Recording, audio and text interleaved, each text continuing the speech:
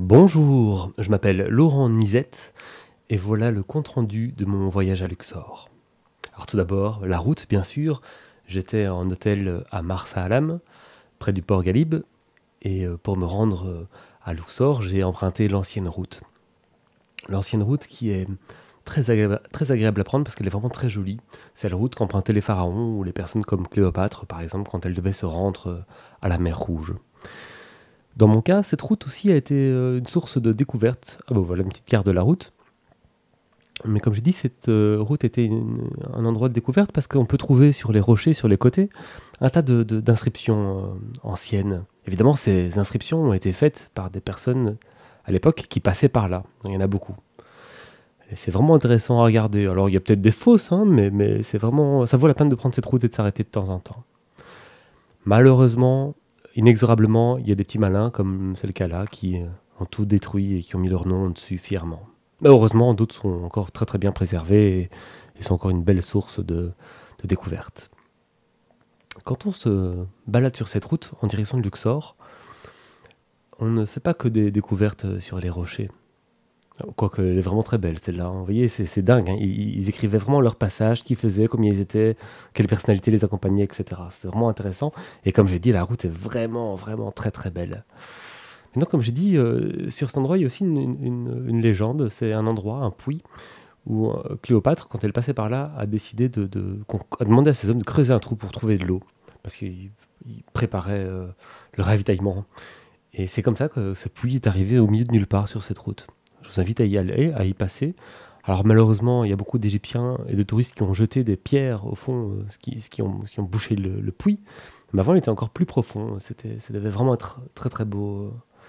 Ah, bah ici, c'est la première chose que vous voyez quand vous arrivez à Luxor, c'est le Nil, hein, une des rives du Nil.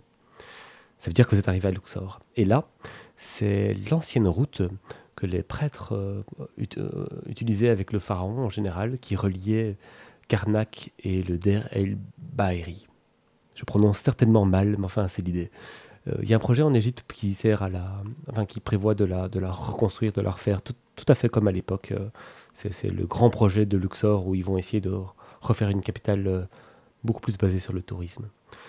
Voilà mon ticket d'entrée pour le Karnak Temple. C'est le plus grand temple de son époque. D'ailleurs, c'est pas un temple, hein. En fait, c'est une succession de temples, de chapelles, de pylônes et d'autres bâtiments religieux qui ont été faits à ce moment-là, sur la rive droite du Nil. C'est important parce que ce n'est pas un seul pharaon qui a construit cette structure, même si on voit le nom de Ramsès II un peu partout. En fait, c'est plusieurs pharaons qui se sont succédés pour sa construction. Donc c'est pour ça qu'il y a vraiment des parties de différentes époques et de différentes esthétiques. Alors c'était composé de plusieurs chambres et en fonction de son niveau social, on pouvait aller jusqu'à, pour les pharaons et le grand prêtre, la dernière pièce où il y avait la barque divine, qui était l'objet de culte le plus important probablement. C'est lui qu'on transportait sur l'ancienne route qu'on a vue précédemment jusqu'au temple, c'était vraiment le summum de la représentation divine, la barque, qui permettait d'ailleurs d'aller vers le royaume des morts, mais on le verra plus tard. Enfin, de passer les épreuves du royaume des morts. Sur chaque construction, il y avait des inscriptions. Ces inscriptions, on peut les lire. Hein, certaines personnes les traduisent. Alors moi pas, je comprends certains symboles, certaines cartouches, comme on dit, hein, parce que bon, les noms étaient... Enfin, quand il y a des personnes dessinées, à côté de ces personnes, il y a en général des cartouches qui est leur nom. Donc dans ce temple-là, il y a souvent Ramsès II, mais il y en a d'autres, bien sûr, tous ceux qui ont participé à sa construction.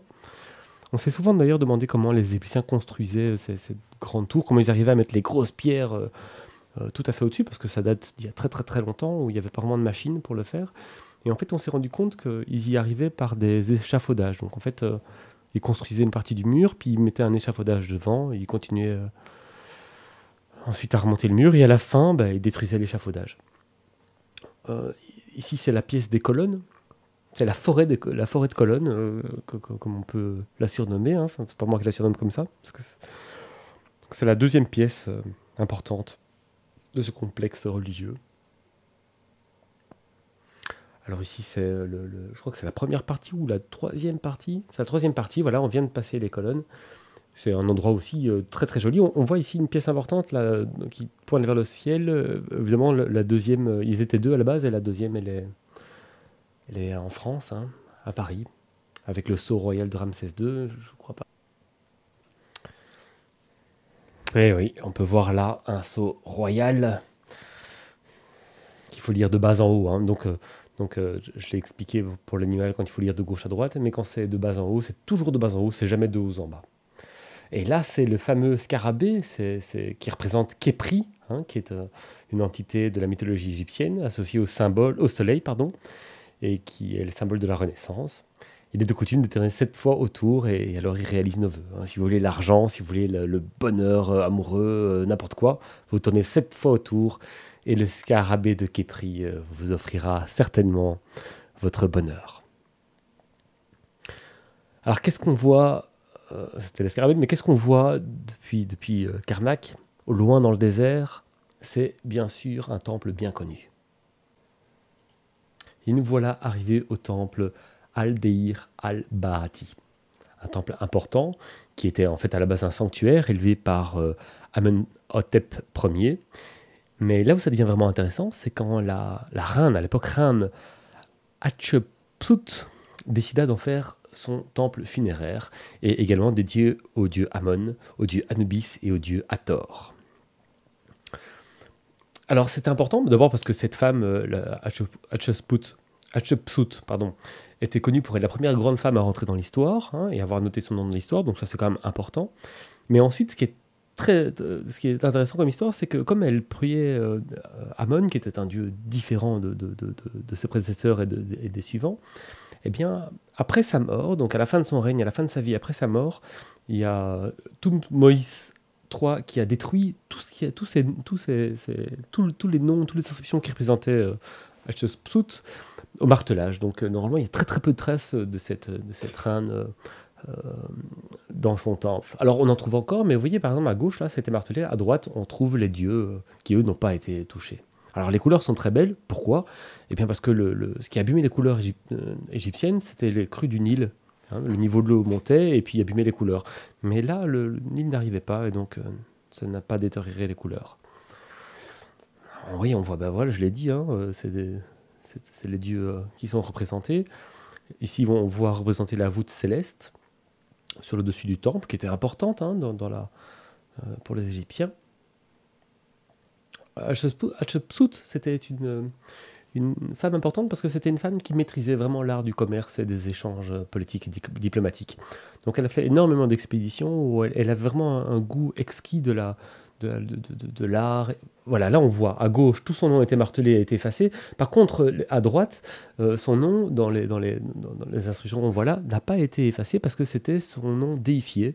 Et donc les gens qui martelaient osaient s'attaquer au nom d'une femme, mais pas au nom même d'une pharaon, mais pas au nom d'une déité. Je le montre dans le mauvais sens en fait. Quand on veut lire ce genre d'inscription, on doit commencer à droite, enfin dans le dos des animaux, vers l'avant des animaux. Donc là en fait c'est dans le mauvais sens. Mais c'est pas grave, hein, ça vous donne une idée de ce que vous pouvez y trouver. C'est un temple très joli, très beau, qui s'intègre très très bien dans la roche, hein. C'est un très très bon architecte, très connu, avec lequel elle avait des relations, peut-être plus qu'intimes à l'époque. En tout cas c'est ce qu'on trouve dans sa tombe. C'est beau parce qu'on voit le désert et puis le Nil qui a verdi toute cette région de l'Égypte pour après redonner naissance au désert. Ici, on voit la vallée des nobles, où les nobles ont été enterrés, contrairement à la vallée des rois qui est plus loin. Comme j'ai dit, Hatshepsut, c'était une grande commerçante, elle a fait des expéditions. Là, je pense qu'elle a dessiné ce qu'elle a vu chez les Nubiens, donc des huttes et des échelles, hein. C'est pas péjoratif, mais ils en étaient à peu près là. Et elle a dessiné sur son temple, elle a fait dessiner, c'est pas elle qui l'a fait, tout ce qu'elle a vécu. Donc là, vous voyez, on voit sa barque. Alors là, on voit une déesse importante, puisque c'est Hathor, qui est représentée par une vache. On l'a vu précédemment par une vraie vache, mais là, maintenant, on la voit aussi par sa deuxième représentation, qui est une femme avec des oreilles de vache. C'est la déesse de l'amour, de la beauté, de la musique, de la maternité et de la joie. Là, on voit de nouveau des images qui viennent de ces échanges, hein. Et là, c'est les Nubiens, d'ailleurs, qui venaient apporter des offrandes aux Égyptiens. Enfin, sur la route des Égyptiens, plutôt. Et chez les Égyptiens, je pense. Devant son temple, elle avait d'ailleurs 2 grands arbres en sang. Elle était vraiment une femme raffinée. Et on voit là, une dernière fois, C'est les inscriptions de son temple. Là, c'est les deux colosses, ça n'a plus rien à voir, mais une petite légende est sympa par rapport à ces deux colosses, parce que quand ils ont été restaurés une première fois, il y a très très longtemps, par les Grecs, ça a été mal restauré. Et donc les statues sifflaient, elles faisaient le bruit, c'était le vent, mais les gens pensaient que c'était en fait un chant divin. Et donc ces deux colosses ont été vraiment respectés, écoutés, les gens venaient s'y recueillir. Après, ils ont été restaurés par les Romains et ça n'a plus jamais sifflé. La vallée des rois, malheureusement, on ne peut pas y filmer, pas faire de photos, donc je ne peux pas vous dire grand-chose, à part que des rois y ont été et qu'on peut les visiter. Et voilà, on arrive à la fin de ma vidéo. C'était Laurent Nizette, en direct d'Égypte, qui était pendant une semaine qui sera trop courte. Et je vous abandonne là sur le coucher de soleil égyptien, sur le désert en face du Nil, entre le Nil et la mer Rouge. J'espère que cette vidéo vous a plu et je vous souhaite une excellente soirée. Merci beaucoup et continuez d'être passionnés.